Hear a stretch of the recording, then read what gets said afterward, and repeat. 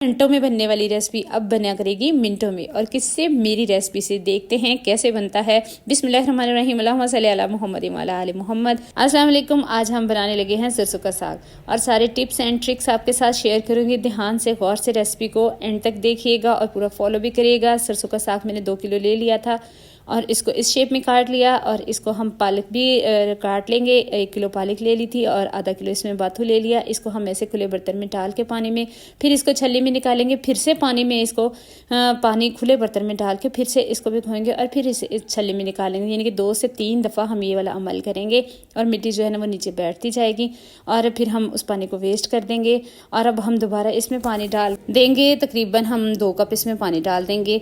और अब इसमें ये बाथू हम डालेंगे। बाथू जो है देख ले इस शेप का होता है। ये कॉर्नर वाले इसके पत्ते होते हैं और इसको भी अच्छे से धो के इसमें इस्तेमाल करेंगे। चाहे तो आप ये 2 दफ़ा में भी प्रेशर लगा सकते हैं। मैंने 2 दफ़ा लगाया था, ठीक है। और इसमें 2 कप पानी डाल के तो हम पहले 10 मिनट इसको आंच पर पकाएंगे, मीडियम से लो फ्लेम पर, ताकि ये नीचे बैठ जाए। और ये देखिए बिल्कुल इतना सा हो जाता है, ये बिल्कुल सॉफ्ट हो जाता है। और इसमें हरी मिर्चों का इस्तेमाल करेंगे 8 से 10 और इसको हम ग्राइंड करके डालेंगे। 2 बल्ब जो है वो मैंने लहसुन के डाले थे।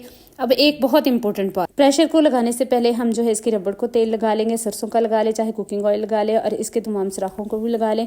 और इससे ये होगा कि जो पत्ता है प्रेशर के सुराखों में अगर पत्ता फंस जाए तो फिर वो उसके फटने का खदशा होता है। 15 से 20 मिनट तक हम इसके प्रेशर लगाएंगे और फिर हम इसको खोल लेंगे। और इसके अंदर अब हम डालेंगे अदरक 1 चम्मच बड़ा और 1 चम्मच जो है वो दड़ा मिर्च आप इससे, और 1 चम्मच बड़ा नमक का।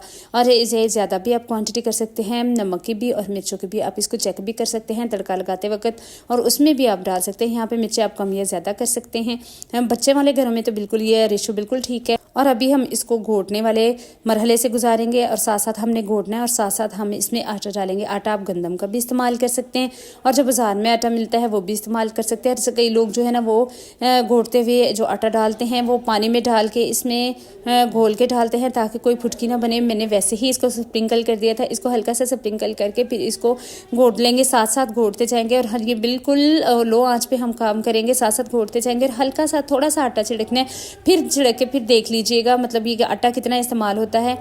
तकरीबन 2 मुट्ठियाँ मैंने डाल दिया था इसमें और अच्छे से इसको घोट लेंगे, मुलायम करेंगे। और जी यहाँ पे इम्तहान होता है आपके बाजुओं का कि इसको अच्छे से घोटा लगाना है। कई लोग इसको ग्राइंड भी करते हैं, लेकिन ग्राइंड करने वाला टेक्सचर मुझे इतना अच्छा नहीं लगता। उसके साथ इसका जायका जो है ना वो ख़राब हो जाता है। इसको ऐसे ही घोटा लगाना पड़ता है। 10 से 15 मिनट हम इसको घोटा लगाएंगे अच्छे तरीके से, बिल्कुल मुलायम हो जाएगा। अब हम इसको लगाएंगे तड़का। तड़का जो है वो देसी घी में लगेगा। तड़का मुख्तलिफ तरीक़ों से लोग लगाते हैं क्योंकि इसमें हम पहले अदरक का इस्तेमाल कर चुके थे। अब मैं सिर्फ इसमें लहसुन डालूंगी। लहसुन जो है वो मैंने चॉप करके डाला है। इसको आप कूट के भी डाल सकते हैं, तो जिस तरह से आपको अच्छा लगे। तो मैंने इसमें चॉप करके डाला है। चॉप करके इसमें अच्छे से इसको हम लाइट सा ब्राउन सा कलर देंगे और फिर हम इसमें डाल देंगे साग घुटे हुए को। और 2 चम्मच मैंने इसमें बड़े वाले जो सालन वाले चम्मच होते हैं वो चम्मच मैंने इसमें साग पे डाल दिए थे। और ये हमारा साग बिल्कुल रेडी है। और इसको अच्छे से गर्म करें, इसके ऊपर देसी घी लगा के या मक्खन लगा के, तो इसको एंजॉय करें। और मेरी रेसिपी को ज़रूर फॉलो करिएगा, कमेंट भी करिएगा। Follow my channel for more quick recipes. Thank you.